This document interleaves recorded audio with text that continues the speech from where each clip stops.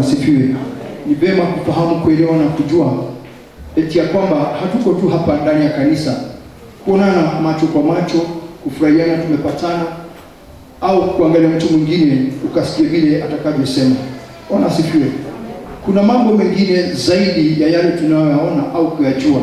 Tujua kwamba maandiko hupeanwa kwa inspiration ya Mwenyezi Mungu, yalitokana na jambo la Roho Mtakatifu wa Mwenyezi Mungu. Bwana apewe sifa, ambao sisi kufanya tukaelewa na kujua vile Biblia na maandiko inavyosema. Haina kosa hata lolote. Bwana asifiwe. Kutoka katika yale maandiko ya awali mpaka dakika hii, Biblia haina kosa lolote lile tuweza kuliondoa au kulitoa au tukasema hapa kuna kosa. Bwana apewe sifa. Kulingana na mafundisho yale tumeyasikia, kulingana na Roho Mtakatifu wa Mwenyezi Mungu vile ametunenea, kupitia nguvu na mamlaka yake yote, yeye aishie milele na milele. Bwana asifiwe. Ati ya kwamba huyu Roho Mtakatifu wa Mwenyezi Mungu huongoza wateule wa Mungu au holy men of God. Bwana asifiwe. Wateule wa Mwenyezi Mungu, na kwa yote yale yameandikwa na kwa yale yote yamesemwa na yale yaonekanavyo na yasiyoonekana. Bwana asifiwe. Haleluya. Tunaposema ati kuhusu unabii uliotolewa zamani zile za kale, unabii ule uliotolewa siku ile,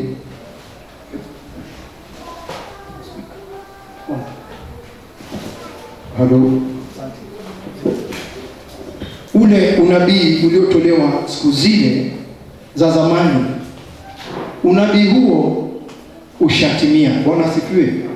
Unabii huo ulishatimia, ushafanyika, na bado tunangojea kuja kuona mengine mengi yakifanyika. Bwana asifiwe. Tunapofungua hapo Timotheo wa pili, 2 Timothy,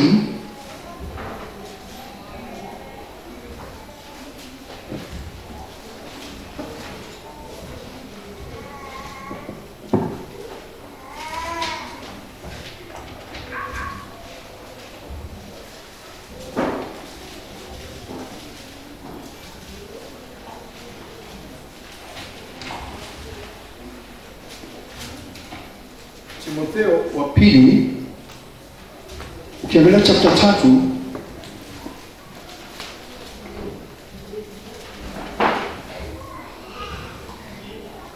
na usome kutoka hapo 16.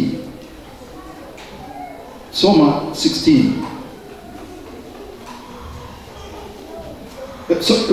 Sorry, let me correct you, please. Soma kutoka 14 hadi 16. 14 hadi 16. Edeweli tora urumetie maundu maria wirutite ukamamenya wega ati ni mama niwe aria werutire maundu macio hario ukamenya ati gwata hindi iria wari kana utuire umenyete maandiko maria matheru o maria mahotaga gukuhithia niguo ukahonokio ni undu wa kwihoka Kristo Jesu. Uhoro o wothe wandikitwo maandiko-ini ni wekirirwo ni Ngai ngoro-ini ya mwandiki, na wina kiguni uhoro-ini wa kurutana na wa kumenyithia andu uru wao, na wa kumakania, ona wa kumamenyeria miturire iria iringaine na uthingu, nigetha mundu wa Ngai atuike mukinyaniru o gukinyanira na aikarage athagaragitwo kuna niguo arutage wira uria wothe mwega. Amen. Bwana asifiwe. Hebu soma brother kwa Kiswahili. Bali wewe ukae katika mambo yale uliofundishwa na kuhakikishwa, kwa maana unajua ni akina nani ambao ulijifunza kwao, na ya kuwa tangu utoto umeyajua maandiko matakatifu ambayo yaweza kuhekimisha hata upate wokovu kwa imani iliyo katika Kristo Yesu. Kila andiko lenye pumzi ya Mungu lafaa kwa mafundisho na kwa kuwaonya watu makosa yao, na kwa kuwaongoza na kwa kuwaadhibisha katika haki, ili mtu wa Mungu awe kamili, amekamilishwa, apate kutenda kila tendo jema. Bwana asifiwe. Haleluya. Haleluya. Bwana asifiwe. Hebu na tutege sikio siku hii leo, dada na ndugu. Bwana asifiwe. Kwa ajili manabii wengi wametokea, wanaosema kumesemwa na hakujasemwa, wanaotuma mambo katika mitandao wakisema wana Mungu zaidi ya watu wengine. Bwana asifiwe. Lakini jambo ni hili, bali wewe ukae katika mambo yale uliyofundishwa na kuhakikishwa. Bwana asifiwe. Wewe na mimi, Bwana asifiwe. Yale mambo ambayo unayasikia, unayafahamu, ama ulisikia mtu akinena, Bwana asifiwe, au mtu yeyote alikwambia Mungu amesema na hajasema, au nimetumwa na sijatumwa, bali wewe, mimi, wewe ukae katika mambo yale uliyofundishwa. Bwana asifiwe. Na kuhakikishwa. Mambo yamefundishwa na yakawa ni mambo ya kuhakikishwa, yaani mambo hakiki. Bwana asifiwe. Kwa Kiswahili sanifu, mambo ambayo ni ya kweli, mambo yatokanao kwa Mwenyezi Mungu. Bwana asifiwe. Sio yale umetolewa ati nimeradhiwa. Bwana asifiwe. Ni mambo ya kuhakikishwa, kwa maana unajua ni akina nani ambao ulijifunza kwao. Bwana asifiwe. Ambao ni nani? Ni akina nani ambao ulijifunza kwao. Ukijifunza kwa mtu wa uongo, utapokezwa uongo. Bwana asifiwe. Na hapo ndipo wanadamu sisi utakasana mahali mtu anadanganywa, kwa sababu kweli imekataliwa. Bwana asifiwe. Tumepindua mambo ya kweli ikawa ni uongo, na uongo ukawa ni kweli. Bwana asifiwe. Lakini wewe unaambiwa ati maana unajua ni akina nani ambao ulijifunza kwao. Kama ulifunzwa mambo ya kweli katika Biblia, ishi katika mambo ya ukweli ndani ya hiyo Biblia. Bwana asifiwe. Usitake kutoka nje ya Biblia. Biblia hii ni manyo yako. Bwana asifiwe. Ni kitabu chako cha Mungu ambacho Roho Mtakatifu alishukisha maneno haya kwa waandishi haya kupitia nguvu zake Mwenyezi Mungu. Bwana asifiwe. Na inakuongoza, inakupeleka kama chombo hiki leo hii. Chombo hiki hapa, niko na kitabu kiko pale ndani ya gari. Bwana asifiwe. Kitabu hicho kinaeleza mambo yote kuhusu chombo hiki. Eti kukitokea hitilafu fulani, kuuza mahala fulani, au fungua mahala fulani, au fundi ambaye unasikia, fundi ambaye ndiye anayetakiwa kufungua mahala pale. Sio watu wote hapa wanaweza kufungua redio. Ni kweli? Nyinyi sio wa mafundi wa maredio, si ni kweli? Wewe sio fundi wa stima, lakini unajua nikifanya switch hivi stima inawaka. Bwana asifiwe. Kukiwa na hitilafu, kwa ukimbilia yule fundi wa mitambo ile. Bwana asifiwe. Nawe ukiwa ni mtu wa Mungu, unakimbilia kwa nani? Utakimbia kwa mchawi? La hasha. Bwana asifiwe. Unakimbia kwa Biblia. Na ndiposa nambobali wewe ukae katika mambo yale uliyofundishwa na kuhakikishwa, kwa maana unajua ni akina nani ambao ulijifunza kwao. Haleluya. Na ya kuwa tangu utoto umeajua maandiko matakatifu. Sio maandiko bure, sio manunguniko. Bwana asifiwe.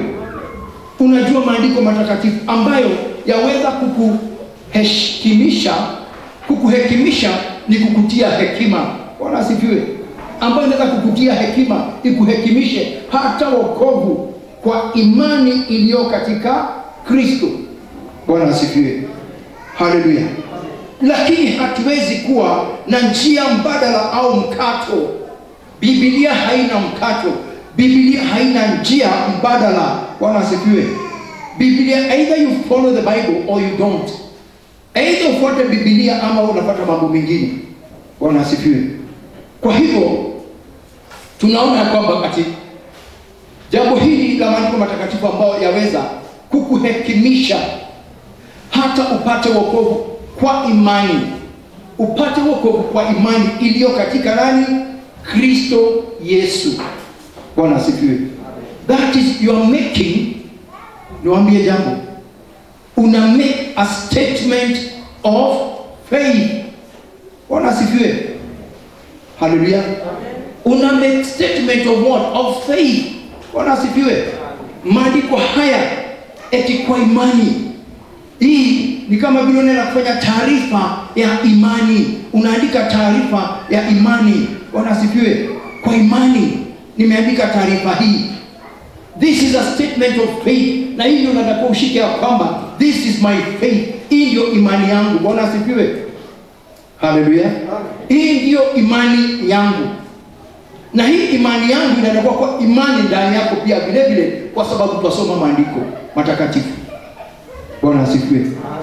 Mtu ambaye hajaokoka ana mambo mengi zaidi ndani yake, au mtu ambaye ni wapanda shuka.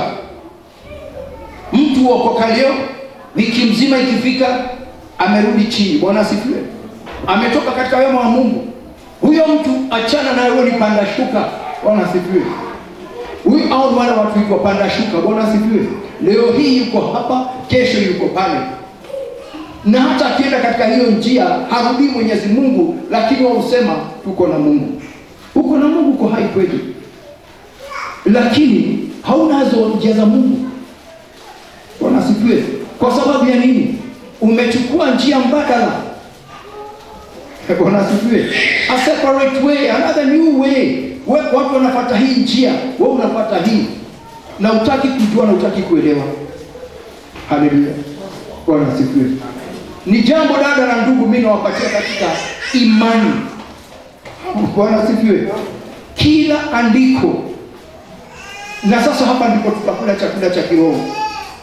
Kila andiko lenye pumzi ya Mungu, kila andiko lenye pumzi ya Mungu lafaa kwa mafundisho. Bwana asifiwe. Kila andiko lenye pumzi ya Mungu lafaa kwa mafundisho na kwa kuwaonya watu makosa yao na kuwaongoza na kuwaadibisha katika haki. Bwana asifiwe. Neno lenye pumzi ya Mungu ndani yake, neno lenye uhai. Haleluya. Neno lenye uhai. Bwana asifiwe. Wakati sisi wanadamu tunaambiwa fulani, Roho wa Bwana amesema nimekubariki, hapa zile kelele za kwa hapa za shangwe ni tele mno, sivyo? Nimebarikiwa, nimebarikiwa, na kweli umebarikiwa na umepokezwa. Umepiga makelele hapo, umebarikiwa, lakini hautaki kuonywa. Bwana asifiwe. Hautaki kuonywa, hutaki kuambua hii si hii. Lakini wakati unapobarikiwa unataka kusema nimebarikiwa. Bwana asifiwe. Na ukiamua nenda kwako kabisa upeleke baraka hizo nyumbani, utakimbia na kupeleka baraka nyumbani, lakini umekataa maonyo. Bwana asifiwe. Kila andiko lenye pumzi ya Mungu lafaa kuwafundisha na kuwaonya watu makosa yao na kuwaongoza, hili neno, na kuwaongoza na kuwaadibisha katika haki. Bwana asifiwe. Usimamishwe katika haki. Na hata wakati unapigwa na Mwenyezi Mungu, Mungu anakupiga akiwa na kusudi njema, akiwa na haki. Mbona tu wataka baraka, lakini hautaki maonyo, though you hate correction. Bwana asifiwe. Nasi wakati una hate correction, unafikiria ati Mungu ni kama sisi. La, amesema la. Mambo haya nitaweka mbele zako, mambo haya nitayasimamisha mbele za uso wako. Haleluya. Nitakufungulia siku moja, niaweke mbele zako, uyatazame, uyaone, uyasome yale yote uliambiwa usifanye lakini ukafanya. Usienende ukaenda, usitende ukaenda ukatenda. Bwana asifiwe. Hebu tazameni dada na ndugu, tusije tukapotea tukiona, kwa sababu andiko hili lenye pumzi ya Mwenyezi Mungu, kama unatii na unatetemeka mbele ya Mwenyezi Mungu, hata neno lake tetemeka ukiwa mbele ya hilo neno. Bwana asifiwe. Kwa sababu liko na pumzi ya Mwenyezi Mungu. Kama alisema wewe neno kuwe na kukawa, na lile neno alilotoka katika kinywa chake lilifanya. Hata leo hii unaposoma neno hili, kwa sababu liko na pumzi ya Mwenyezi Mungu, it was inspired by God. Bwana asifiwe. lilikuja kwa ajili ya Mungu. Alinena na manabii wale na wakazungumzia, na hawezi kuliongosha, huwezi kulipinda na huwezi kulipindua likawa jambo lingine lolote lile. Bwana asifiwe. Kazi yetu kama vile tunavyotazama wakati mwingine, yes, Mungu amesema nitawapokezeni, na Mungu amesema kweli, watu wangu potea kwa sababu ya kukosa jambo linaitwa ufahamu. Lakini mpatapo ufahamu, wakati fahamu inakurudia na ukawacha njia zako mbaya, kuna jambo Mungu amesema, mtakuwa watoto wangu. Bwana asifiwe. Amesema mtakuwa watoto wa Mungu, naye atakuwa baba yetu, naye ataponya nchi yako na atakubariki. Bwana asifiwe. Baraka Mungu hakosi kupeana. Alipatia Ayubu. Bwana asifiwe. Vile vile Abraham na mambo mengine mengi, na akatenda. Si kusema wewe ni maskini, wewe ndio unayejitabisha, wewe ndio umekosa kuwa pamoja na Mwenyezi Mungu. Bwana asifiwe. Kwa sababu jambo la kwanza, uongo. Ulimi umejaa uongo, ulimi umejaa hila. Wataka kusema Mungu amesema na haja nena. Bwana asifiwe. Tumekuwa kama hekalu za giza. Bwana asifiwe kanisa. Ni lazima tukubali tuone, manake neno hili lenye pumzi ya Mungu lasema mpaka kuonyana. Bwana asifiwe kanisa. So usinichukie. Usichukie mwenzako akikwambia hivi. Haleluya. Bwana asifiwe. Ni lazima tutende vile Mungu anavyosema. Ni lazima tufanye kile Mungu amesema tendeni, acheni hiki. Na ikiwa Mungu anafanya tajiri na Mungu anafanya maskini, Mungu anafisha na Mungu anapeana uhai. Bwana asifiwe. Na hayo yote yatoka kwake. Utamtoa Mungu kosa gani? Yasema hivi, ili mtu wa Mungu awe kamilifu, amekamilishwa, apate kutenda kila tendo jema. Bwana asifiwe. Ikiwa na kuwaongoza na kuwaadibisha katika haki, ili mtu wa Mungu awe nini? Kamili. Amekamilishwa apate kutenda kila tendo jema. Jema. Bwana asifiwe. Kila tendo nzuri. Bwana asifiwe. Wakati mwingine matendo yetu yanavunda, yanatoa uvundo, hata Mungu hataki kusikia sauti zetu. Bwana asifiwe. Umejichanganya kila siku, kila kuchao. Hakuna wakati uenda mbele ya Mwenyezi Mungu, hakuna wakati uenda kumwambia Mwenyezi Mungu nisamehe dhambi zangu na makosa na maovu. Wewe unakaa tu. Hata mnyama ni afadhali, ni heri mnyama, kwa sababu mnyama haabudu. Bwana asifiwe. Haleluya. Iko wakati niliwauliza hivi, ushaona mamba? Ushaona mamba? Kwa Kikwile kwake? Haya basi. Mamba kinani? Ushaiona kwa mto? Ama imetoka hivi ukaga tu hivi?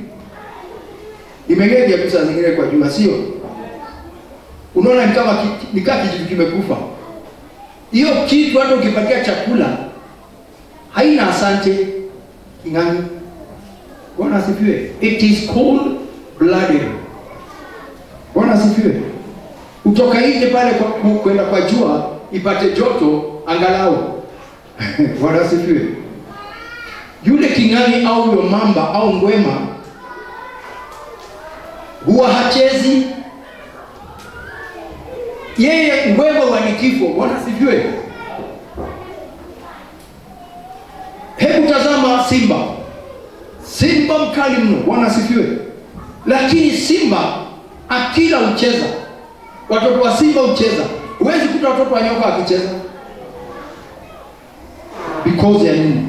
Cold blooded. Haleluya. Na je, mtu wa Mungu huyo anataka akamilishe apate kutenda kila tendo jema? Huwezi kama maishani yako sitaki, sijui anatakaje. kwa sababu ulionywa lakini hautaki kuonyeka, uliambiwa lakini hutaki kusikiza. Bwana asifiwe. Lakini pale juu mwanzo pamesema nini? Unajua ni akina nani ambao ulijifunza kwao? Bwana asifiwe. Kama ulifunzwa na watu wana uungu ndani yake, utakuwa na uungu ndani yako. Kama umefunzwa na watu wasiokuwa na uungu, ni kama vile tu nyumba ya uchawi. Nyumba ya uchawi, nasikia watu wakisema hivi, eti babu yangu alikuwa ni mchawi, akaachia anko yangu sijui anko yangu akaachia anko sijui nani akaachia babangu akaachia hivyo. Kwa hivyo hii nyumba ni ya uchawi. Bwana asifiwe. Hao ndio wanajua mafunzo yao ni ya uchawi. Bwana asifiwe. Lakini katika uchawi yule kwanza tokea kamoja ambako akataki mambo ya uchawi. Ni kweli. Na akasimama hataki mambo ya uchawi. Na huyo mtoto unaona ya kwamba ni tofauti na wengine. Lakini wale wengine wote wanasema sisi mambo haya mimi niliyakuta kwetu. Kwa hivyo kuna jambo ambalo haliwezi toka kwao. Mtende jambo moja tu. Yeye hajui kwenda kwa Mungu, anajua kwenda kwa uchawi. Bwana asifiwe. Kwa sababu wako katika hiyo lineage ya uchawi. Bwana asifiwe. Wako kwenye laini ya uchawi. Lakini wewe usio wa uchawi, uende uokoke, utaona kwamba mtakuwa na vita na hao wazazi wenu. Bwana asifiwe. Kwa ajili ya hiyo jambo utaitwa majina mengi sana, mjinga huyu, mpumbavu, wewe uko na roho mbaya. Na hakika si roho mbaya, kwao ni roho mbaya kwa sababu umeokoka. Bwana asifiwe. Haleluya. Manake hawatendi kile wanataka kufanya kikasimama. Bwana asifiwe kanisa. Hebu tazama, wewe unapelekwa katika njia ya uungu. Je, Yesu Kristo alipokuja hapa duniani alikuja kufanya nini? Maandiko yaniambia hivi, hakuja kwa matajiri. Bwana asifiwe. Alikuja kwa wale walio maskini, hata maskini wa roho. Bwana asifiwe. Na wale wagonjwa na wahitaji. Bwana asifiwe. Na wahitaji. Na kama wewe ulikuwa ni mhitaji na ukaja kwa Kristo, sioni basi kwa nini umekuwa nduma kuwili. Sioni kwa nini basi umekuwa na nia mbili. Sioni kwa nini unakataa maonyo. Sioni ni kwa nini hutaki kuelewa jinsi na namna Mungu anavyotaka wewe ukae. Though you hate correction. Wanapesifa. Hata ingawa unachukia maonyo. Haleluya. Kama hutaki kukamilishwa upate kutenda mambo tendo jema, hiyo basi uko katika laini nyingine.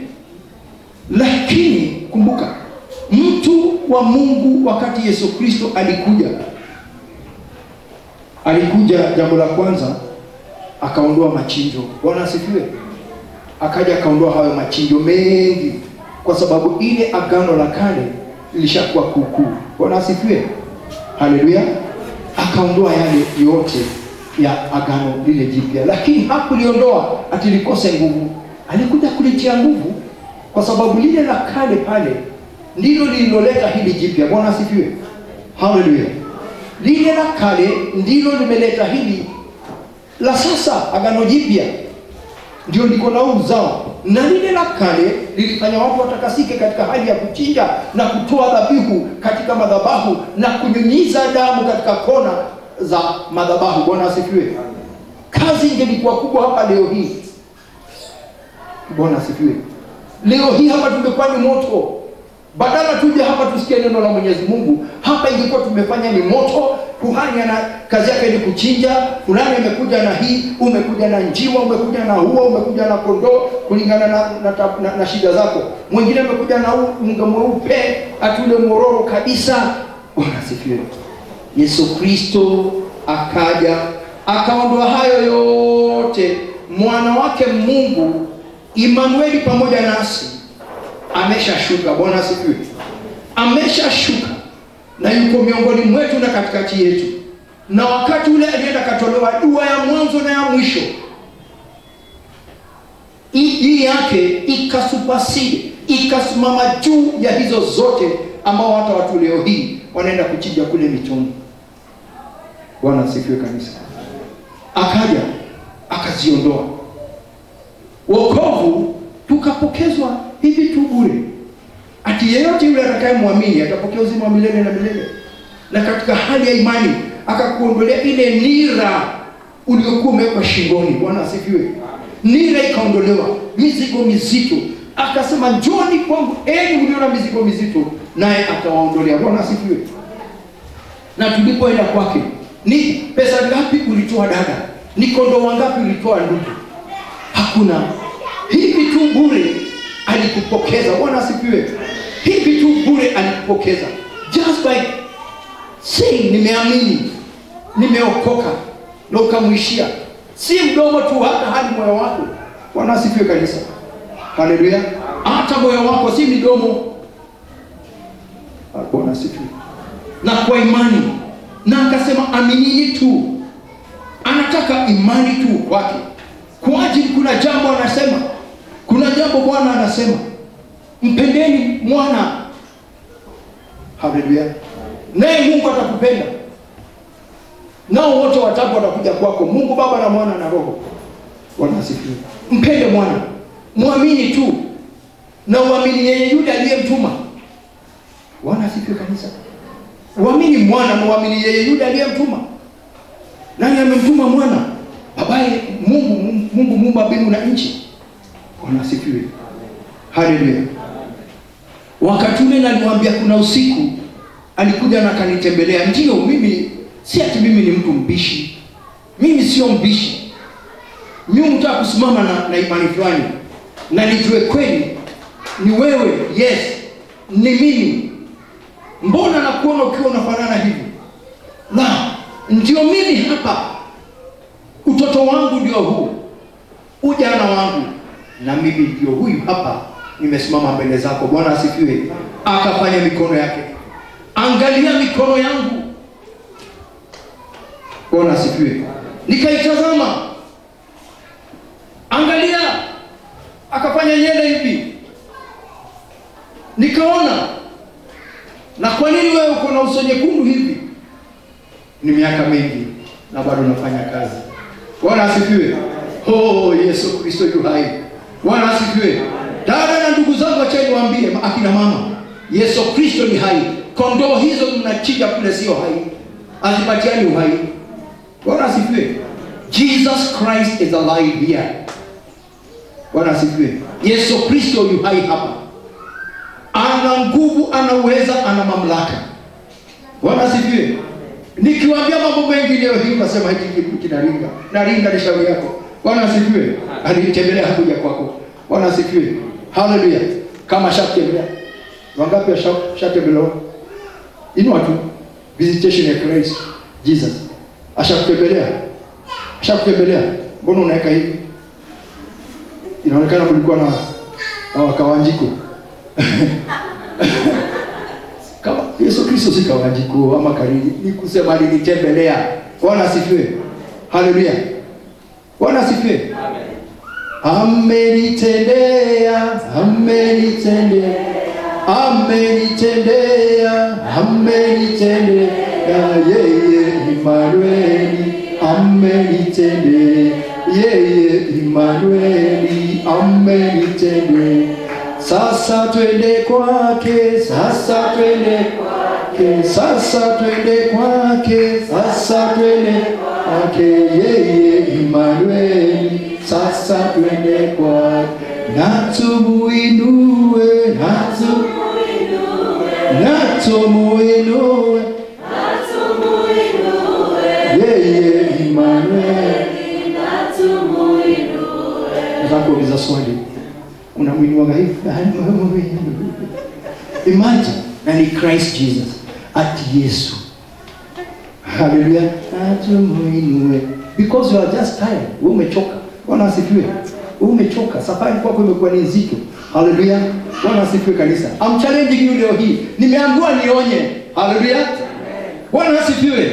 Maandiko imeambia nionye, anakuonya. Kama ni Kristo Yesu, muimbie kama ulio hai. Bwana asifiwe. Kama unalitukuza jina lake, wacha liwe hai ndani yako. Mbona waogopa? Haleluya. Unajua kuna wakati uliambiwa hapa hivi, unaona mtu yuko hapa, huyo mtu unasikia neno limempenya sana, anasema amen, amen, preach on pastor. Hapo na huyo mtu amekaa mkono hivi, anagundua huyo amemwangalia tu, huyo ametoka hapa, anasema hivyo kidogo, kesho atasema amen, ataanza amen, sababu naona huyu na huyu wasema. Bwana asifiwe. Si ni kweli? Mshera na mkondoa nako, msiniulize swali kusema nini, hata mimi wasijui, nisikusikia nilisikia. Bwana asifiwe. Hata mimi kusikia nilisikia, hata sijui nini. Bwana asifiwe. Ni mzee mmoja alisema yeye ni Wambura mingi, alisema hivyo. Haleluya. Nitaelezwa na wakabili msemaje hiyo. Bwana asifiwe. Haleluya. Danieli 4.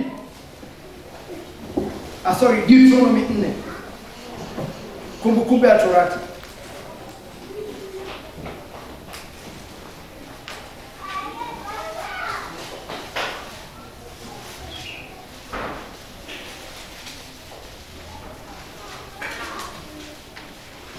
Kumbukumbu ya Torati.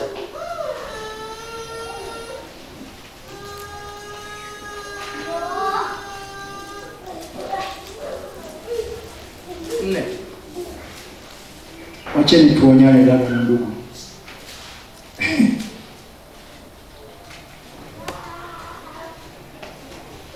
Leo hii theme yetu au makumuni ya leo hii, tuna make a statement of faith. Bwana asifiwe. Haleluya. Kama vile unavyoingia katika police station, unaweka statement yako hapa, unaandika ukijua ati ni mambo yote unaosema ni ya kweli, na kweli kabisa. Pale ati wakati utaenda katika koti, hiyo statement yako unaweza kuisimamisha. Bwana asifiwe. Hebu soma tu hapo mwanzo. Atiriri, inyuĩ Aisiraeli aya, tathikĩrĩriai mũigue irĩra cia watho wa kũrũmĩrĩrwo, ona matuĩro ma ciira marĩa ngũmũruta mũrũmagĩrĩre, nĩgetha mũtũũre muoyo na mũkahota gũthiĩ mũtonye bũrũri ũrĩa mũheagwo nĩ Jehova Ngai wa maithe manyu, mũwĩgwatĩre ũtuĩke wanyu. Ũhoro ũrĩa ndĩmwathĩte-rĩ, mũtikanawongerere kana mũnyihanyihie, nĩgetha mũtũũre mũmenyereire maathani ma Jehova Ngai wanyu marĩa ngũmwatha. Amen. Simamia tu hapo, usipite hapo. Brother, soma kwa Kiswahili.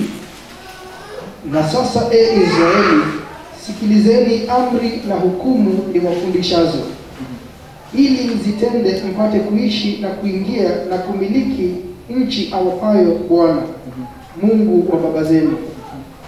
Msiliongezee neno niwaamurulo, wala msilipunguze, mpate kuzishika amri za Bwana Mungu wenu niwaamuruzo. Amen. Bwana asifiwe. Ati na sasa Israeli. Hii ni statement of faith. Bwana asifiwe. Hallelujah. Na sasa Israeli, zisikilizeni amri na hukumu niwafundishazo, ili mzitende. Israeli, me Israeli. Bwana asifiwe. Hallelujah. Wewe kwa jina lako unajifahamu. Na sasa Israeli, wewe mtu ulioko hapa leo hii pamoja nami, zisikilizeni amri na hukumu niwafundishazo, ili mzitende, mpate kuishi. Haleluya. Mpate kufanya nini? Kuishi. Bwana asifiwe. Na kuingia na kuimiliki nchi awapayo Bwana Mungu wa baba zenu. Msiliongeze neno niwaamurulo, wala msilipunguze, mpate kuzishika amri za Bwana Mungu wenu niwaamuruzo. Haleluya. Na kwa sababu neno hili liko na pumzi ya Mungu Baba, kwa sababu hangefunza jambo lolote lile lisilotokana kwa Mungu Baba. Bwana asifiwe. Wala atende jambo lolote lile ambalo halikutoka kwa Mungu. Bwana asifiwe kanisa. Hakuna jambo lolote lile ambalo halikutoka kwa Mwenyezi Mungu ambalo angelipokeza mtu yeyote yule. Bwana asifiwe. Na ndiposa tunamwona Mungu wetu, yeye yule aishie milele na milele, akipeana neno hili katika njia iliyo wazi na katika njia iliyo safi mno. Bwana asifiwe. Amen. Sasa Israeli pamoja nami, si eti yule aliyewazungumzia aliyetumwa alikuwa mbali na maagizo haya, hakuwa mbali na hii hukumu. Bwana asifiwe. Alikuwa ndani mno, kwa sababu Mungu Baba alikuwa pamoja naye ili atoe hii hotuba.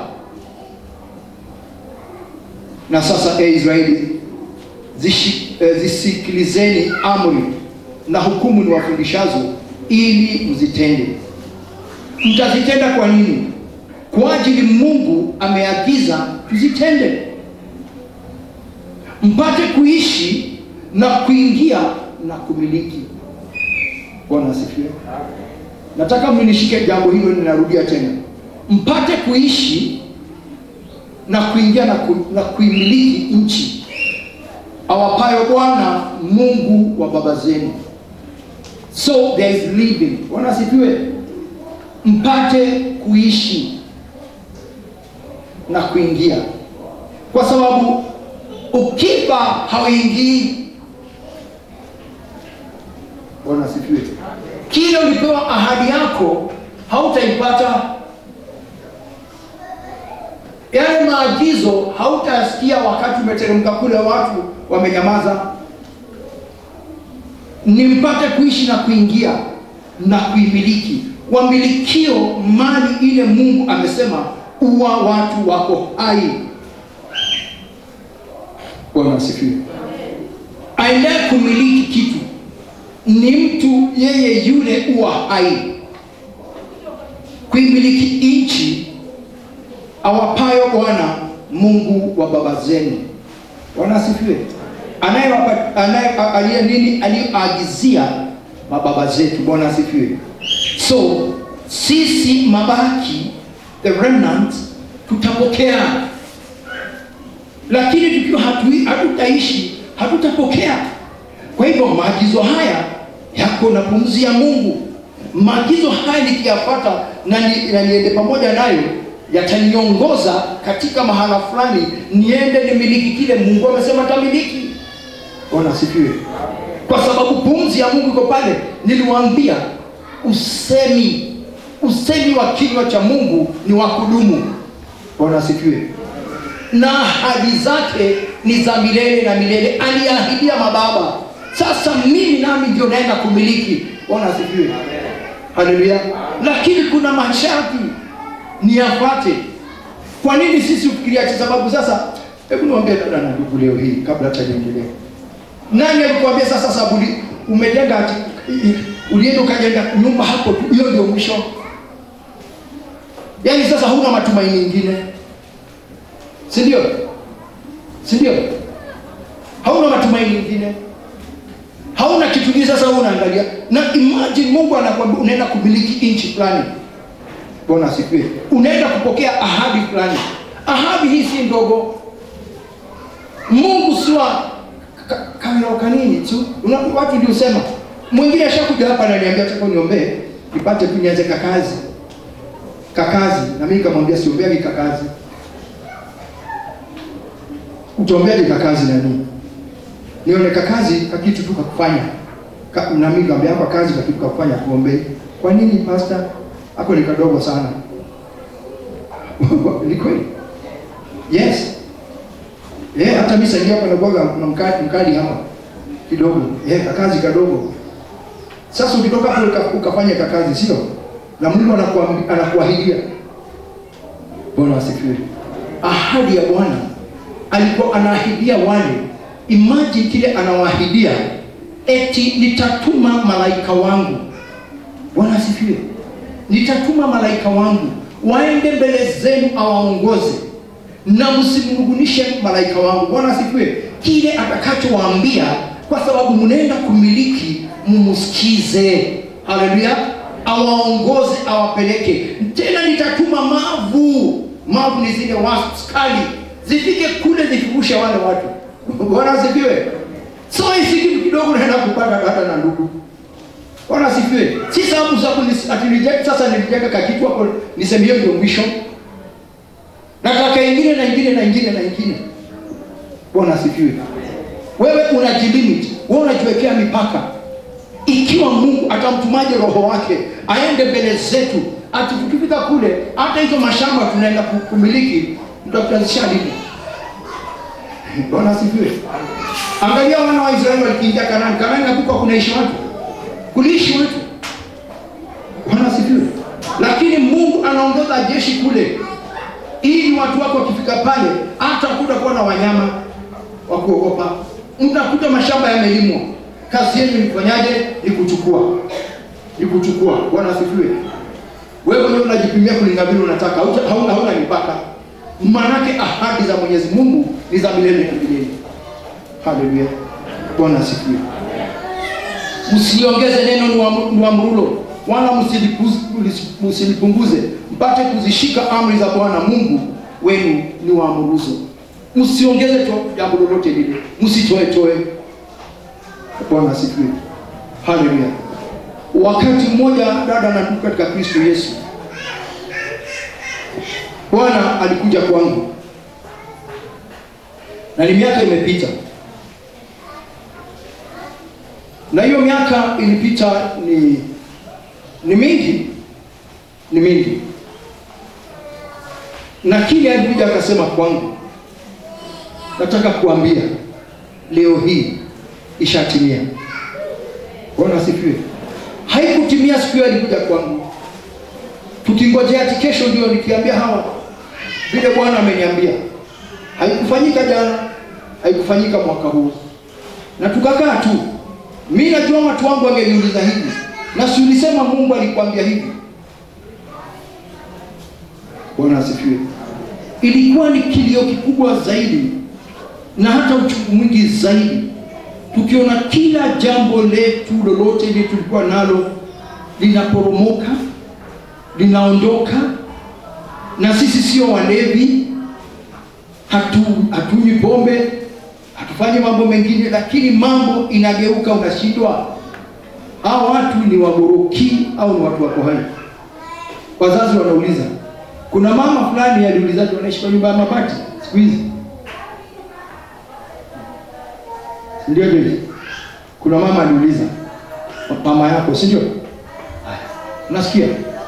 Anaenda kutumana spy wakuje. Wanaishi kwa nyumba ya mabati.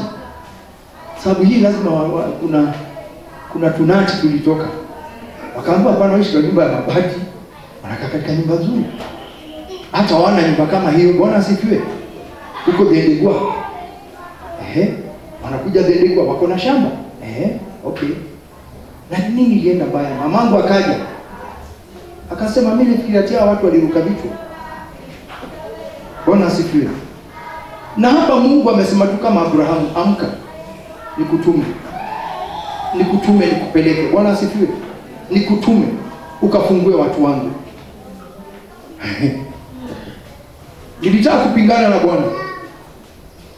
Lakini niwaambie jambo fulani. Mpende msipende, msikie msisikie, ama msitake kusikia.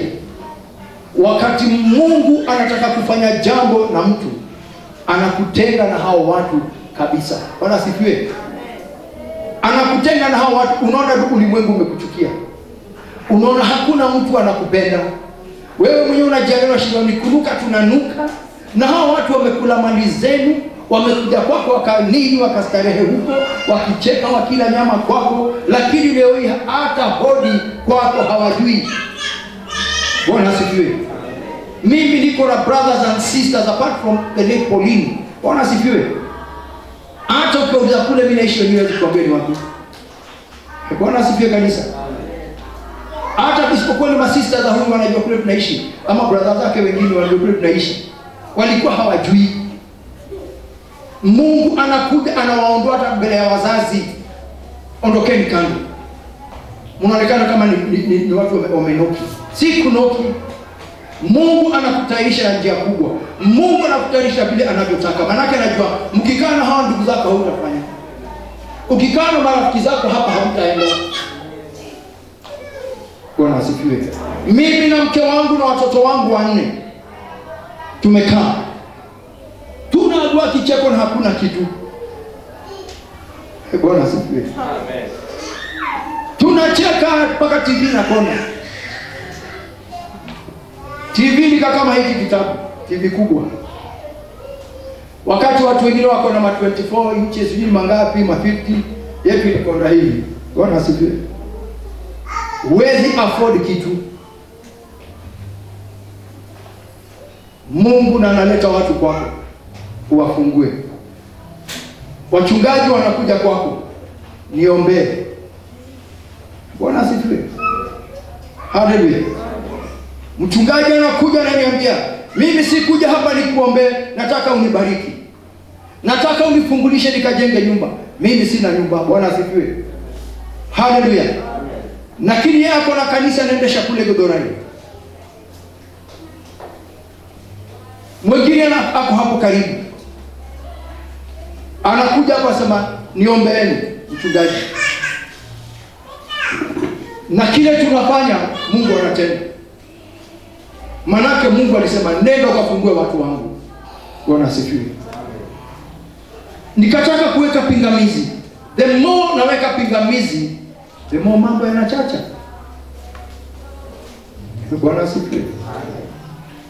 Leo hii tiini Mungu, sikizeni maagizo yake, mkatende mambo mema. Bwana asifiwe.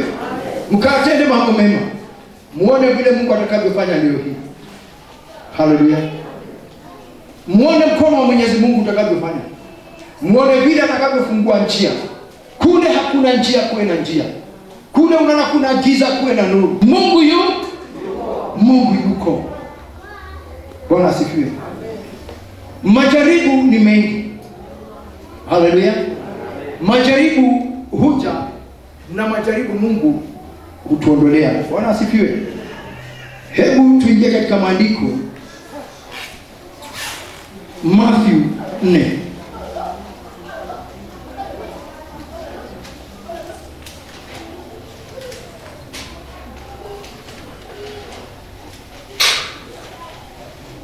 Kama si Mungu kuwa upande wetu, ningelikuwa na mambo mabaya. Tunapoangalia God the Father, ati Godhead exists in 3 persons. Baba, Mwana na Roho Mtakatifu. Hao watatu huonekana wakiwa kwa Mungu mmoja,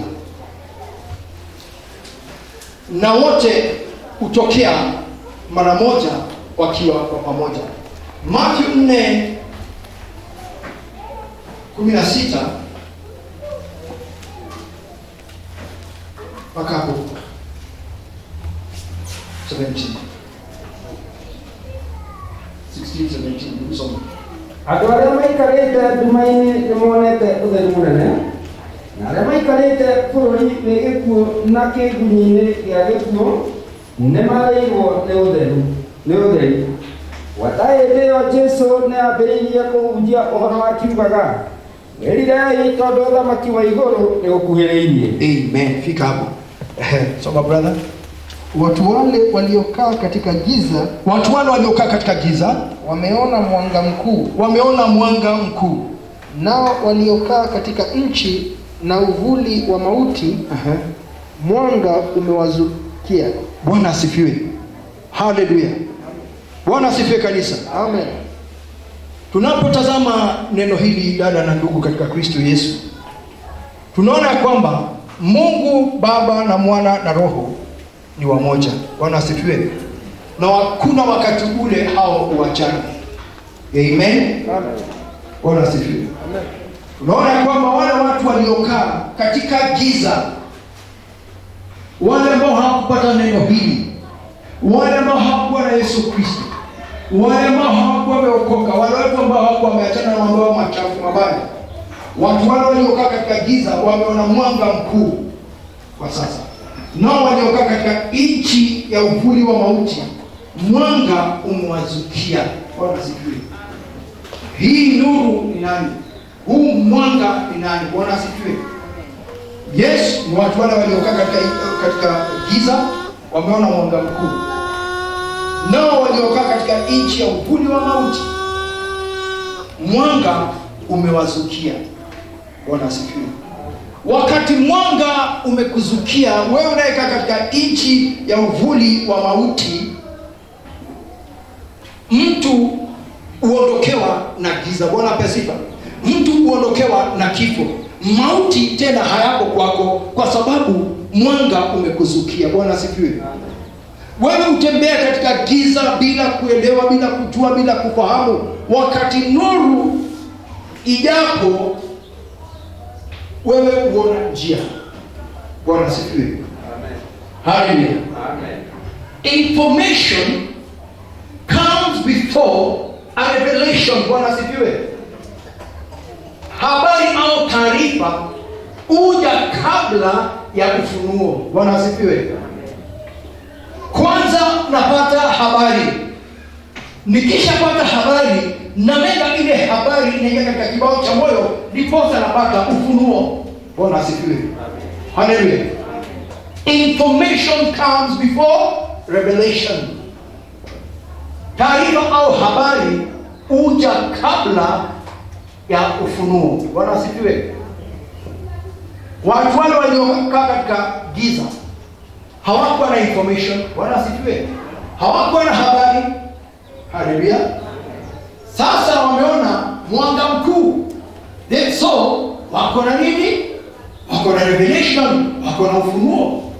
Bwana asifiwe kanisa. Waliokaa katika nchi ya uvuli wa mauti, mwanga umewazukia. Bwana asifiwe. Wanatembea katika kifo, wanatembea katika mauti, lakini mwanga umewazukia. Kwa hivyo sasa huyo mtu anasema, mimi niko na revelation, au niko na ufunuo, niko na ugonjwa. Bwana asifiwe. Haleluya. Bwana asifiwe kanisa. Lazima tuelewe, tufahamu nini Bwana anakufungulia leo hii. Je, atuombe katika uvuli wa mauti? Yes. Tupate kuzukiwa na mwanga. Bwana asifiwe. Tupate kuzukiwa na mwanga. Tupate kuwa na nuru ndani yetu, kwa sababu giza likiwemo hata pale hakuna nuru. Bwana asifiwe. Lakini nuru ijapo, pale mahala panapambazuka. Bwana asifiwe. Haleluya. Leo hii moyo wako dada na ndugu ulioko katika giza, jua uone mwanga ndani yako ukizuka. Mwanga ni Kristo Yesu. Bwana asifiwe. Nuru ni Kristo Yesu. Haleluya. I had no information. Sina habari, sina taarifa yote. Kwa hivyo ni kama niko gizani. Bwana asifiwe kanisa. Ndugu fulani au dada fulani aje kwangu, mbona umekaa hapa? Kuna makosa gani nimuulize? Mbona umekaa huku gizani hivi? Mbona mambo haya huyajui? Mimi sina habari, sina taarifa, sina ujumbe. Bwana asifiwe. Alipokeze ujumbe. Huyu ndugu alipokeze, ama dada alipokeze ujumbe fulani ije kwangu. The moment amenipatia huo ujumbe, amenitoa katika giza. Bwana asifiwe. Haleluya. Tayari sasa niko na ufunuo. Bwana asifiwe. Na ninaanza kutukuza Mungu wangu, naanza kulitia jina lake takatifu, naanza kulitukuza kutoka sasa na hata milele. Bwana asifiwe. Ni lazima tuelewe kwamba huyu mwanga, huyu nuru ambaye anatuzukia ni Kristo Yesu. Bwana asifiwe. Na kwa kweli umepata information. Wewe leo hii uko na taarifa. Amen. Eti ya kwamba informations au habari yote huja kabla ya ufunuo. Leo hii ukifungua televisheni yako, mtangazaji asimame pale akwambie habari ya siku hii ya leo. Wewe umekaa, fulani na fulani akitoka katika njia ya Kiwei, ya fulani amegongana na gari na sasa hayuko hai. Bwana asifiwe. Wapiga picha wetu wako mahala pale. Ati nani amefanya nini? Amegongana na gari. Sijui kwa kwa yake wewe nini. Wana habari wetu wako mahala pale. Bwana asifiwe. Mama akiwa kitchen au baba akiwa pale popote huko, baba nani, hebu njoo uone. Bwana asifiwe. Hajui. Wewe ndio umepata kwanza hii habari, sivyo? Lakini bado uko gizani kwa sababu unaona ile picha. Hebu njoo uone watu vile imefanyika kwao. Bwana asifiwe. Yule mtu anaanza kupata ufunuo. Haleluya. Na wacheni niwaambie dada na ndugu, Hakuna kitu kimoja kama kuwa enlightened, yani kupata hii nuru, kupata history hii, ipate kukuondoa katika mashaka, ipate kukuondoa katika giza, ikuondolee uvuli wa mauti. Bwana asifiwe. Kwa sababu mwanga ako ndani yako. Bwana asifiwe. It is a statement of faith. Bwana asifiwe. Ni taarifa ya imani. Haleluya. Ni statement kama ni mnaandika ya imani. Bwana asifiwe. Ndani yangu eti nimezukiwa. Nilikuwa katika bonde la uvuli wa mauti, lakini yeye yule aliyemwanga kwangu akanizukia. Bwana asifiwe. Kwa sababu mauti ni giza. Haleluya. Nilikuwa natembea gizani. Siku nyingi nimetembea gizani. Hiyo bora najua hivyo. Si ndivyo? Umetembea gizani, lakini sasa hautembei gizani. Haleluya. Sasa hautembei gizani unless giza wewe unajirudisha kwenye hiyo giza. Bwana asifiwe. Twatembea katika nuru. Haleluya. Ukifungua Mark 1, Mariko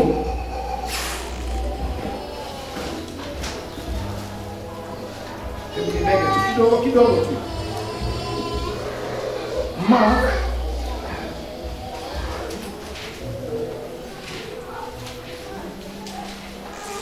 Mark 1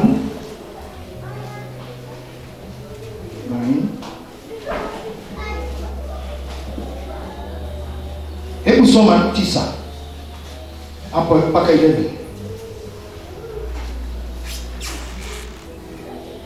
Na nĩgwekirwo atĩrĩ, matukũ macio Jesũ agĩũka oimĩte Nazarethi itũũra rĩa Galili, akĩbatithio nĩ Johana thĩinĩ wa rũũĩ rwa Jorodani.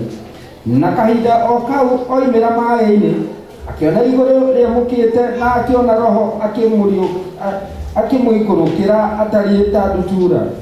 Ningĩ mũgambo ũkiuma igũrũ ũkiuga atĩrĩ, we nĩwe mũrũ wakwa nyendete mũno, nĩngenaga nĩ ũndũ waku. Amen. Haya, brother Solo. Ikawa siku zile Yesu alikuja kutoka Nazareti ya Galilaya, akabatizwa na Yohana katika Yordani. Mara alipopanda kutoka majini, akaona mbingu zinapasuka na Roho kama hua akishuka juu yake.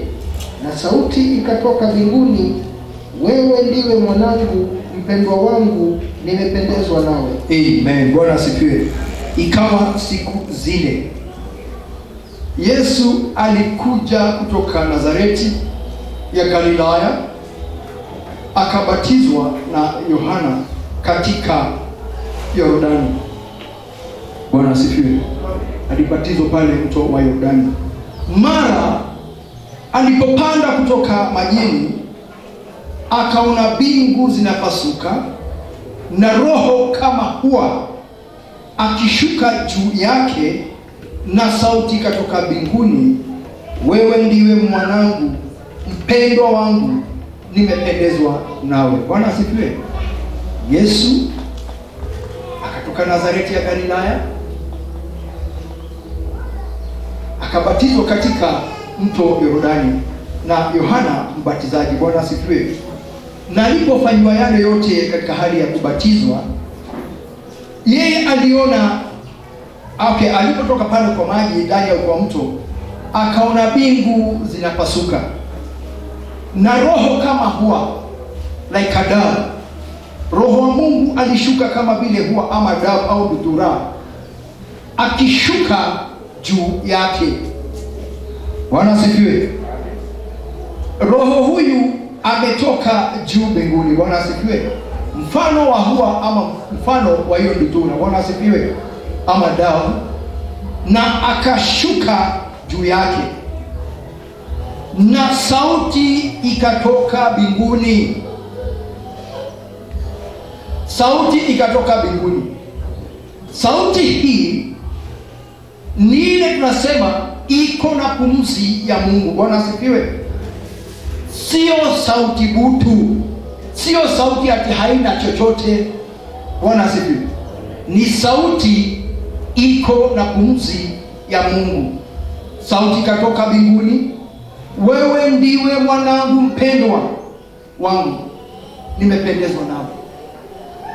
Bwana asifiwe kanisa. Just look at that. Tazama hilo tu. It is a statement of faith. Ni taarifa ya imani. Bwana asifiwe. Yeye akaona na mbingu ikapasuka, na huwa akatoka kule juu aje atue roho mfano wa hiyo huwa ama damu au butura. Bwana asifiwe. Akaja akakaa juu yake. Haleluya. Na mbingu na sauti katoka mbinguni, wewe ndiwe mwanangu mpendwa wangu, nimependezwa nawe. Haleluya. Hebu niambie, kwa sababu sasa tunaenda kuingia mahala pengine ambako sitaingia, lakini nitapagusia tu kwa mbali zaidi. Mungu akwambia wewe umefanyiwa yale yote umefanyiwa. Wewe umebatizwa katika jina la Yesu Kristo. Umekufa na kufufuka kwa yale maji na Kristo Yesu. Bwana asifiwe. Mbingu imetangaza. Roho Mtakatifu wa Mungu amekuzukia. Ameshuka ndani yako. Mbingu zinasema wewe ndio mwanao unayempendeza. Haleluya. Mbingu ishanena, wewe ndiye mwanangu mpendwa wangu, nimependezwa nawe. Na ukumbuke Yesu Kristo toka hapo anaenda sasa tena kuchukuliwa na Roho apelekwe jangwani akajaribiwe. Bwana asifiwe. Haleluya. Si eti Mungu hakujua kule mwanawe atapitiziwa, ni majaribu gani ataenda kuingia. Bwana asifiwe kabisa.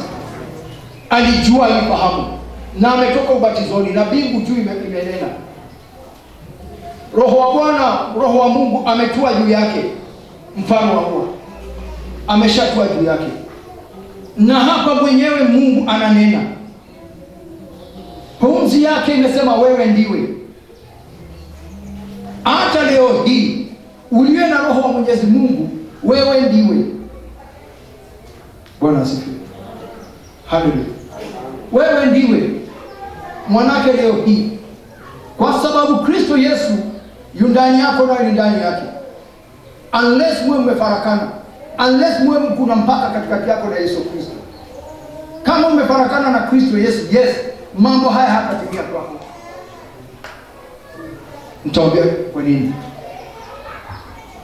Wakati niliokoka na kusema nimekubali, na Bwana akaanza kunitumia, sio hapa peke yake, kokote kule amenipeleka na kule amenituma. Nimekaa nikaona, the moment nilisema nimekubali, Joyce knows it, niliambiwa jambo, nitakutumia wajumbe wangu 3. Bwana asifiwe. Nikaamwenda kutumia wageni wangapi? 3. Hata Joyce mwenyewe aliulizaje, sasa tutawapikia nini? You remember? Nikiwa kanisani tumepiga magoti, kumbe ndio wageni walikuja. Bwana asifiwe. Hata wale tulikaa na wao hapa, nikiwaambia ni akina nani, hawakuona hao wageni. Mimi ndio niliona wageni. Bwana asifiwe. Mimi ndio niliona wageni. Na kanisa yote ilinyamaza. Do you remember that day? Tulipiga magoti kwa wote. Na siku hiyo wale wageni walikuja vile Roho wa Bwana alikuja kupitia kwa Joyce. Ati anakutumia wageni 3. Wajumbe wanakuja. Joyce mwenyewe akasema wageni, tukiongea sasa kuongea, tuwapikia nini? Wanakula kile tutakula. Si kwa fikini watu. Lakini sasa tukaenda kanisani, wageni wangu wakaja kani nimepiga magoti. Kile nilifanywa msitake kujua, achana na mimi. Bwana asifiwe. Lakini wakati ule nilienda kuamka hivi, hakuna mtu kanisani sikusoma mambo yake yote. Hata pastor. Bwana asifiwe. Kila mtu anatoka namba zake hapa, zingine ni 6, zingine 3, nini. Nikaanza kupokea kwa watu, kufunguka kwa watu. Nikiuliza na unajua hii kumaanisha nini? Huyo ni ako na mambo 5 ile imemlemea. Huyo ako na mambo hii. Yule ambaye hakutokea neno hata moja, na nawaambia vile Mungu alifanya, Huyu dada hapo na neno hata moja. Bwana asifiwe. Hakuna kitu kilitokea hapa. Wale wengine wote hata nilikuwa naona pastor ametokea kitu hapa hivi. Imeandikwa 5, 6, 4, 2. Kila mtu ako na kile kitu kinamsumbua. Na wale wageni wangu wakafanya kile walifanya, wakanwananga. Nikaangalia kama kuna mtu ameona. Yule alikuwa hapa hivi yuko. Hata haombi. Kaangalia mwingine. Watu nasema ala. Yaani Mungu wewe unafanya mambo ya ajabu. Imagine naangalia watu hivi na kuna mtu ameamka. Bwana asifiwe. Na kanisa ilikuwa imejaa. Haleluya. Mambo ikawa hivyo. Bwana asifiwe. Nilikuwa nakumbuka hilo jambo. Haleluya. Miaka ambayo imepita nikapewa ujumbe na Mungu. Wajua muona watu wanajifanya wanajipiga vifua na nyamaza zaidi. Nikaenda huko Mundoro. Si Mundoro. Gatundu. Bwana asifiwe. Nikaambia mchungaji, mimi nimetumwa kwa Mama Ngina. Na vile nimetumwa kwa Mama Ngina ni mambo nipatie Mama Ngina habari. Bwana asifiwe. Mchungaji sababu kuna watu wao wanakaa hapo karibu mlangoni kwa Mama Ngina, akafanya mpango. Yes, kwenda nilienda huko twende maombi. Lakini akatoa story, sio wewe unatakiwa kwenda kuona Mama Ngina, ni mimi. Watu wenyewe sawa. Utaenda kumwambia nini? Tajirona unagai haraka ile. Mchungaji sikwambii. Wewe ni rafiki yako, wewe niambie. Sikwambia ndio kamwambia Mama Ngina. Bwana asifiwe. Mimi nimetumwa kwa Mama Ngina. Nimefika Gatundu, Ishaweri. Niko kwa nyumba nyingine hapo. Niruhusa tunataka kuomba tuingie. Lakini wewe tukiingia huko wewe jamaa anakumbukanga mama yangu. Sasa mchungaji ananiambia ati anaweza jua mama ya huyo jamaa pastor. Sababu watu wao wako hapo tu karibu. Tukagombana kidogo, hata juzi nilikuwa nakumbuka dhati tulienda. Wacha nikwambie kile kilifanyika. Ujumbe ni wangu. Kilikuwa mambo niambie Mama Ngina. Haleluya. Na leo ishatimia. Bwana asifiwe. Na si mwaka jana, na si mwaka huu. Nilienda mwambie Mama Ngina kijana yake atakuja kuwa president wa Kenya. Bwana asifiwe. Lakini mimi na pastor wangu tuligombana. Ati nimwambia nini? Walipofika pale kwa gate na mzee mwingine, hakuna kitu kukutana nacho hapo. Walisambwa. Walinao makofi, hata mateke. Hapo akatudanganya. Jamaa mmoja amekai ndaniambia nani? Tulikuwa tumesimama hapo hivi, teke ilichukua na polisi na ile buti kubwa ya polisi. Ili sasa kuja kwa Mama Ngina saa hii usiku. Unaona? Tena akasema sasa kuwaona. Ilikaa kidogo akaniulizaje kwani ulikuwa umefika hapo? Nikamwambia yeye ndio mchungaji, sio kuna roho. Mambo ikaharibika huko tulikuwa. Hata watu wa hiyo area wakatuambiaje tokeni huko usiku. Tokeni. Anko za huyu pastor. Tokeni mkakuja siku nyingine mchana. Sasa unaona ile kizaza mmeleta hapo. Watafikiri huku tuko na nini? Bwana asifiwe. Lakini mimi nitakuja siku nyingine. Si ndio? Lakini huyu mtu wao yeye mimi. Bwana asifiwe. Si kwenda kwa Mama Ngina. Lakini kwa sababu ndugu alileta nini? Shida. Bwana asifiwe. Uteuzi. Naongea kuhusu uteuzi. Already Mungu Baba asha anoint huyu mwanawe Yesu Kristo. Bwana asifiwe. Kutoka pale majini mpaka huwa akatua kwake Roho Mtakatifu na mbingu imenena na sauti ya Mungu imetoka mbinguni, wewe ndiye. Bwana asifiwe. Haleluya. Na kwa nini mwapatie habari ya kwenda kwa mama mwingine? Kwa sababu kile Mungu amesema habadilishi. Bwana asifiwe. Mungu habadilishi. Na sio mwaka mmoja, zaidi ya miaka 10 imepita. Haleluya. Na nikawa wa kuomba hii message kwa sababu kumekuwa na pingamizi. Hebu nifikie hapa. Unaona ya kwamba eti alipopanda na roho na sauti katoka mbinguni, wewe ndiwe mwanangu mpendwa wangu, nimependezwa nawe. Already anointing iko juu yake. Bwana asifiwe. Nguvu na mamlaka na uweza uko juu yake. I did not anoint huyu pastor aende akapeleke ujumbe. Wewe ndio nimeanoint upeleke ule ujumbe. Bwana asifiwe.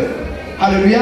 Wewe ndio nimetia mafuta, wewe ndio nimetia wakfu, wewe ndio nimesafisha, sio huyu ama yule. Bwana asifiwe kabisa. Haleluya. Kwa hivyo huyu mwana amempendeza babaye Yesu Kristo. Bwana asifiwe. Na hapa kuna nguvu na mamlaka na uweza na utukufu wote utakuwa juu yake. Bwana asifiwe. Haleluya. Na hakuna mwingine anaweza kuchukua, hakuna mwingine anaweza kubadilisha.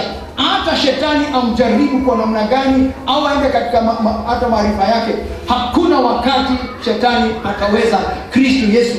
Ndiposa unaona ya kwamba tuko na uadui leo hii na shetani. Bwana asifiwe. Hataja. Bwana asifiwe. Kwa sababu ya nini niwaambia tupatia jawabu leo hii? Kwa sababu Kristo Yesu ulisema yuko ndani yako, nami ndani yangu, nasi ndani yake, naye kwa Baba. Amen. Bwana asifiwe. Kwani umesahau leo hii tu that yeye yule yuko ndani yako ana nguvu kuliko yule yuko hapo ulimwenguni, duniani? Umeshasahau? Haleluya. Ikiwa uko na yule yuko ndani yako ako na nguvu, then uko na nuru, uko na mwanga, na uko na Kristo Yesu ambaye Roho wa Mungu alitua juu yake zamani zile. Haleluya. Na akaja na akakupigania, na akaja na akasimama akasema, wewe ni mwanangu, wewe ni mpendwa wangu. Bwana asifiwe. Ombeni chochote kile kwa jina langu na Mungu Baba atapokeza. Bwana asifiwe. Hata hujaomba, kilio tu. Bwana asifiwe kabisa. Kilio tu. Na haujaomba, hujaitisha. Unataka tu uombewe. Unataka tu, hebu nenda uambie Bwana nataka. Bwana asifiwe. Nenda mwambie Bwana leo hii nataka. Nenda mwambie Bwana hii mimi nakuomba Baba. Sio kwa mashindano, kwa sababu ya mahitaji. Nenda ombe Mwenyezi Mungu, Baba niondolee hii. Niondolee hiki. Bwana asifiwe. Na utaona Mungu akiondoa. Haleluya. Sikitaki. Mungu Baba nakuomba na kusihi. Na sio kwa lazima, na kusihi. Na kusihi Yehova Mungu Muumba, kwa jina la mwanao Yesu Kristo, Baba niondolee hii katika nyumba yangu. Niondolee haya matatizo, niondolee mabaya haya yote, niondolee haya mauti, niondolee giza hili. Nataka kuona nuru. Bwana sifiwe. Haleluya. Juzi naliwaambia jambo nilionyeshwa hapa na Mwenyezi Mungu la nyumba fulani. Na huko ndani nikitembea na watoto wangu wako nyuma yangu. Bwana asifiwe. Na nikiwaambia msinipite. Hapa mimi ndio kichwa. Bwana asifiwe. Kwa sababu najua hili nitaweza kupigana naye. Haleluya. Na hiyo mesi zake zote kule anatupitisha. Na dakika ya mwisho niliambia nini? You have no choice. Bwana asifiwe. You have no choice mpaka upeane sasa. Bwana asifiwe. You have no choice Satan mpaka upatiane kile ulichukua chetu. Bwana asifiwe. Na anataka kusema nini? Alipeana. Bwana asifiwe. Alipeana katika jina la Yesu Kristo. Bwana asifiwe. Na nikiongea hivyo huyu anasema kumhusu alifanyika. Bwana asifiwe. Wacheni kukaa hivi zidi dada nasema. Alipeana because nilisema nini? You have no choice. Umetesa ya kutosha. Bwana asifiwe. Ametesa ya kutosha, ametupenda ya kutosha. Watoto wangu kaeni nyuma mnifuate na msinipite. Haleluya. Kwa hivyo ni mimi na hii kitu. Na alipofika pale mwisho akawa nimechua sikupotea na tu kufa. Nimwambia hauna jambo lingine, nipatie. Leta hilo mambo yetu yote. Tulisema nifuate kama nikikupata utatupatia. nikaipata. Haleluya.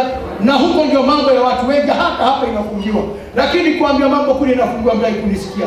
Hamdai kusikia neno la Mwenyezi Mungu bila anavyosema. Nikiwaonya mnasema ni uongo. Leo hii kile kilipotea alipeana. Amen.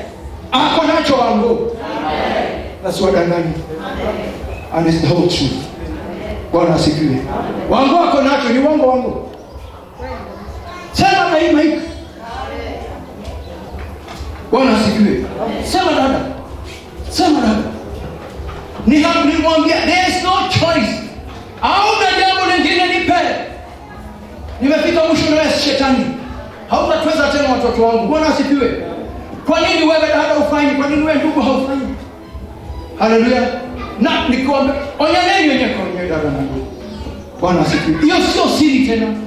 It is no longer secret. Alipeana. Tumeongea? Ni kweli kabisa. Amen. Bwana asifiwe. Ni kweli kabisa. Ni kweli kabisa. Na ni jambo nilishukuru Mungu na machozi. Hata hakujua, hata mke wangu hakujua. Kaambia Mungu Baba asante. Hizi ndio njia zako. Na kwa sababu wengi umekubali haya yote yafanyike. Hata hili kitu kinaambia nifuate. Haleluya. Nikifuate kule vyetu vinafungiwa. Mara ni Tanzania, mara sasa ni hapa, sio? Ukilipata ndio nakupatia. Ukipata. Leta sasa. No choice. Bwana asifiwe. Hata dakika hii shetani hana choice. Amen. Shetani hana choice. Bwana asifiwe. Wale watoto wetu wanapotea hapa sababu ya mambo fulani, hana choice. Hawa watoto waishi katika jina la Yesu Kristo na watoke katika minyororo. Na watoke hata hizo kazi zao zile zimefungwa. Katika jina Satan has no choice. Bwana asifiwe. Satan has no choice. Paka atoe. Hiyo kazi anafunga ya watu wetu paka atoe. Nasema hivyo, nimesema kwa ajili alitenda kwangu, aliwapatia maono hata kabla hiyo mambo itokee. Bwana asifiwe. Na imefanyika. Kwa hivyo Satan has no choice. Nani katika njia za Mungu? Muone mkono wa Mwenyezi Mungu akifanya. Haleluya. Muone mkono wa Mungu leo utakavyofanya. Sio kuhangaika. Mtu wa Mungu hali kwa jasho ya uchungu na machozi. Mtu wa Mungu uvuna vyakula vyake, vyakula pasipo kuwa na tabu, pasipo kuchomwa na hili jua kali. Bwana asifiwe. Mtu wa Mungu hachomwi na jua, na Biblia imeniambia hata hali ya jua na mwezi haitanichoma. Bwana asifiwe. Hallelujah. And that is the reason I told you, Satan, you have no choice but give me what belongs to me. Look at it. Hallelujah. Bwana mshinde mkimba nyimbo. Kila siku kutoka hivi. Kila siku mnaenda hivi. Sina hii, sina lile. Because hatuombi. Bwana asifiwe. Na nimwambia tena. Na tena ana kesho.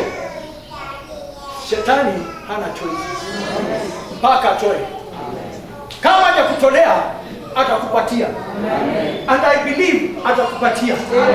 And I believe ataleta. And I believe kwa mlangoni kwako. And I believe kazi yako iharibiki tena. In the name of the Lord Jesus. Mungu ametuahidia mambo makuu.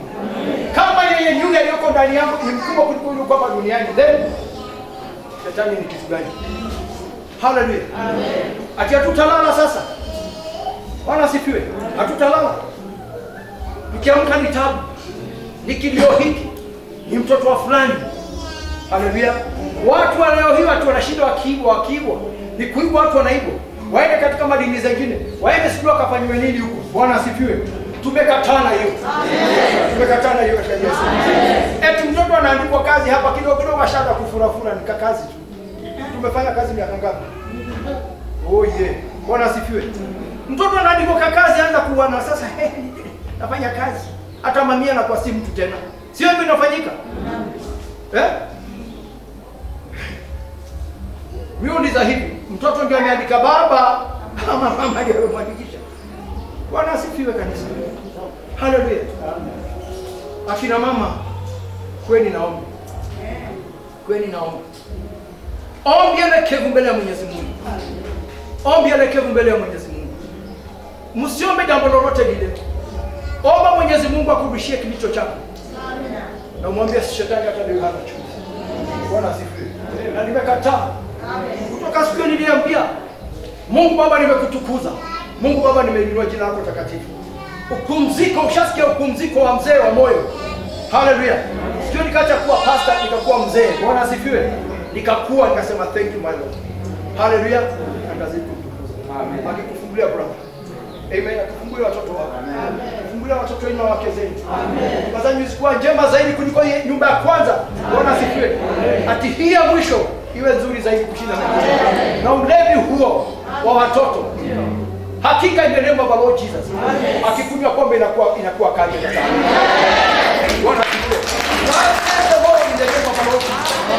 Bwana asifiwe. Chochote kile kinafanyika na mtu yote wa hii kanisa, tumesema pombe kukunywa ndani ya hii kanisa. Iwe kali kwa mtu. Pamoja na wake zetu. Tuwe watu wa kutukuza Mwenyezi Mungu, sio watu wa kufanya jina letu lilaaniwe. Bwana asifiwe. Watu wa aina gani hawa? Haleluya. Kama umeokoka, okoka vile uone Mungu akikupokeza. Manunguniko wacheni. Msifanye shetani akapiga makofi. Bwana asifiwe. Nimekuambia tena, he has no choice but to give you what belongs to him. Tukekile Mungu. Tena mai. Bila nyumba yangu. Amen. Yes. Yes. Uliza. Wanaenda kukunywa pombe, akipa mdomoni anatapika hata nyongo. Uliza Joyce. Hata inatoka nyongo. Bwana asifiwe. Ikifika saa 12 yeye ni jogoo ndani ya nyumba. Lakini siku na ameingia ndani ya nyumba kama jogoo, mtafanya nini umekuja mapema? Bwana asifiwe. Nikukupenda amekupenda nani? Hallelujah. Si Bwana pasipa.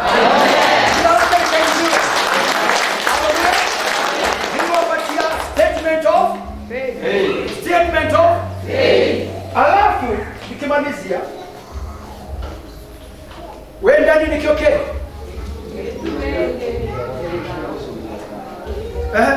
Upendo au mapenzi ndio kiangiko cha kuangikia taa ya Bwana. Bwana asifiwe. Wewe ndani ni kiokeo, tungeagoshudia taa wako. Bwana asifiwe. Wakati kuna wewe ndani, Yesu anakuja ataweka taa yake ndani ya nyumba yako. In the name of our Lord Jesus, Father, I pray and I believe. Na amani toka kwa Mwenyezi Mungu iwe pamoja na nyinyi wote leo hii na hata milele.